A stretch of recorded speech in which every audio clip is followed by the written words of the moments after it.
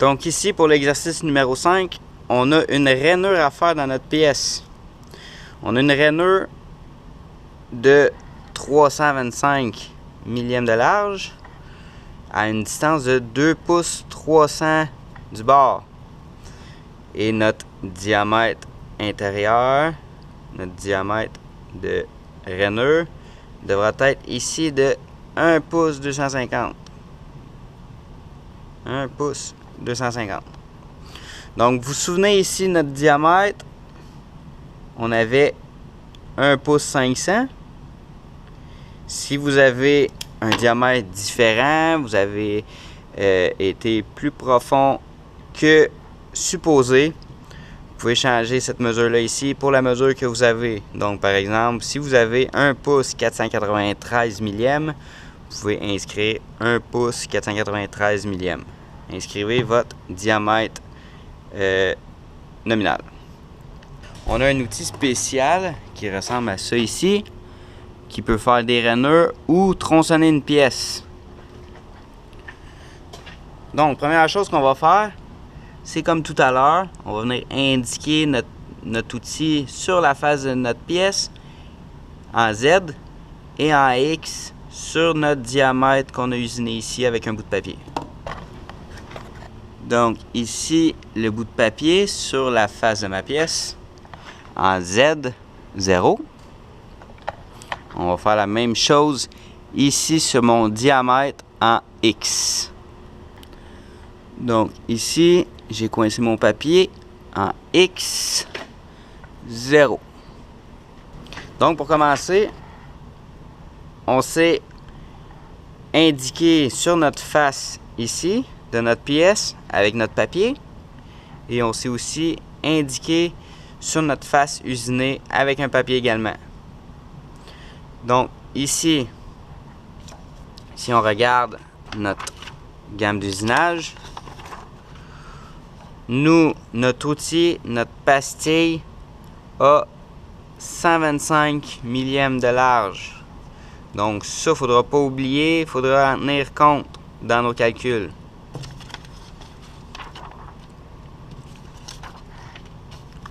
Donc, pour aller prendre notre première coupe, comme à l'habitude, on va se garder quelques millièmes pour la finition. Donc ici, moi je vais viser 1 pouce 260. Ici, je vais viser 2 pouces 310 millièmes. Donc, j'ai un 10 millièmes de surplus en Z et en X. Donc, ici, premièrement, je vais devoir déplacer mon outil à quelle distance? On veut une distance pour le dégrossissage à 2 pouces 310 plus la largeur de notre outil.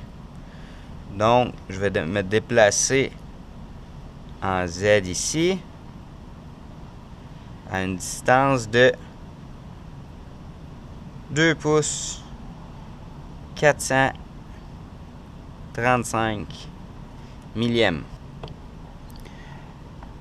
et une profondeur de coupe de, j'ai présentement 1 pouce 500. Vous, ça peut être différent. Et je veux aller à 1 pouce 250. Mais je me garde 10 millièmes pour la finition. Donc, 1 pouce 500 millièmes moins 1 pouce 260 millièmes. Je vais devoir aller dans ma pièce de 240 millièmes. On va essayer ça. Donc ici en Z, je vais me déplacer de 2 pouces 435 millièmes. Donc 2 pouces 400. Oups. 435. Oh! 2 pouces 435 millièmes. Et en X, présentement, j'ai pas usiné. Donc présentement, je suis à 0. Donc de mon côté ici, elle est là. J'étais à 2 pouces 435 millièmes.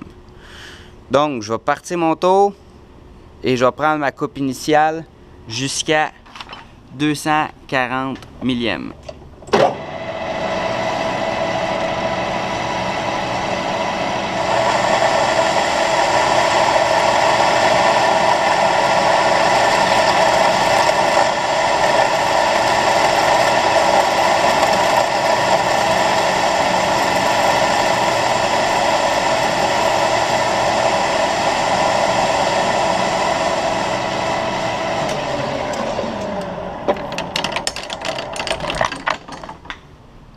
Donc je me répète ici, j'étais à 2 pouces 435 millièmes à une profondeur de 240 millièmes. Après inspection de ma pièce, j'ai 2 pouces 313 millièmes de mon début de pièce jusqu'à ma rainure. Vous vous souvenez, je m'étais laissé 10 millièmes pour ma finition et je suis tombé 13 millièmes au-dessus. Donc ici, j'étais à 2 pouces 434,6 millièmes. Donc je remets ça à 0. Et pour enlever mon 13 millièmes, je vais enlever 13 millièmes. Donc en Z, j'enlève 13 millièmes. Comme ça ici. Donc ici, je vais repartir le tour et je vais enlever mon 13 millièmes sur ma partie de droite pour que ma mesure ici tombe à 2 pouces 300 millièmes.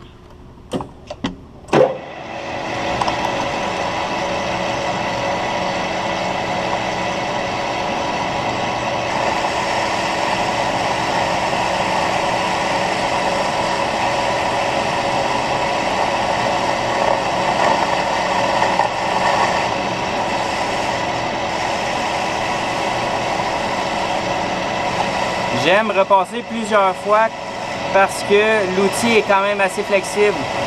Donc pour aller enlever le maximum de matériel, je vais repasser plusieurs fois juste pour enlever mon petit mur de 13 millièmes.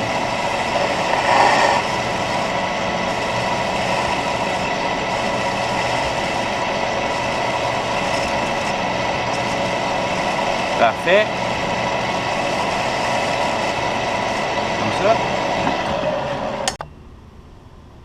Donc, après inspection, je suis arrivé à un épaulement à 2 pouces 300 millièmes du début de ma pièce. Là, je vais aller finir ma rainure et ensuite finir la profondeur de rainure. Donc, présentement, mon outil a fait ma rainure ici. Mais là, il faut que j'aille une rainure de 325 millièmes total. Vous vous souvenez ici, on se souvient, notre pastille mesure 125 millièmes. Donc, on va soustraire notre 125 millièmes à notre 325 millièmes. Donc, il nous reste à enlever ici 200 millièmes. Donc, 0, 200 millièmes. Vous avez ici. Donc ici en Z, on va se tasser de 200 millièmes. 200.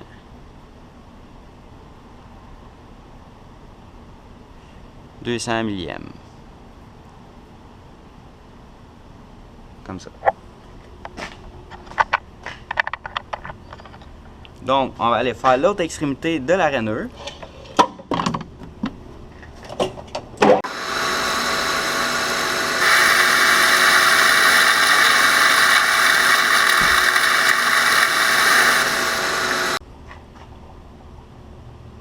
Donc, ici, je viens de faire ma deuxième rainure. On peut maintenant mesurer la largeur de notre rainure, qui devrait être de 325 millièmes. Donc ici, j'ai 326 millièmes. Donc, 1 millième au-dessus, c'est très bon. On va enlever notre mur au milieu et on va venir mesurer notre diamètre.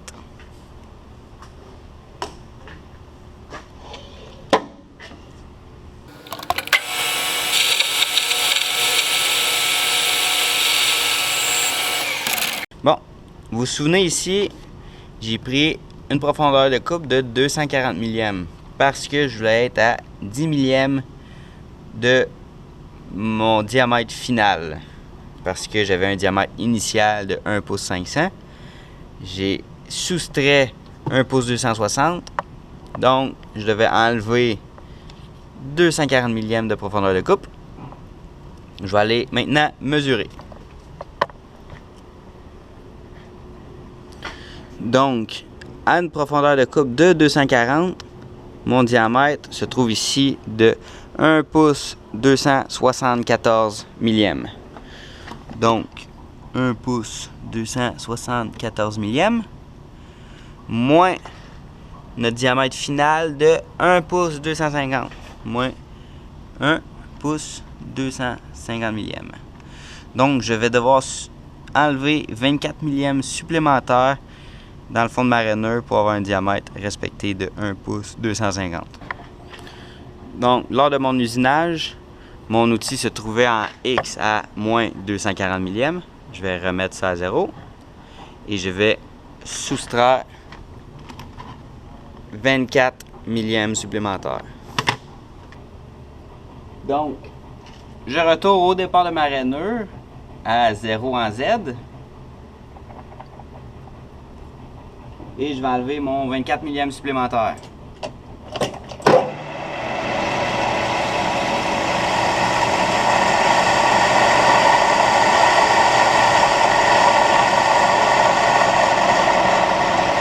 Je vais me déplacer tranquillement à Z jusqu'à la fin de ma rainure qui devrait être à 200 millièmes en Z sur mon contrôleur.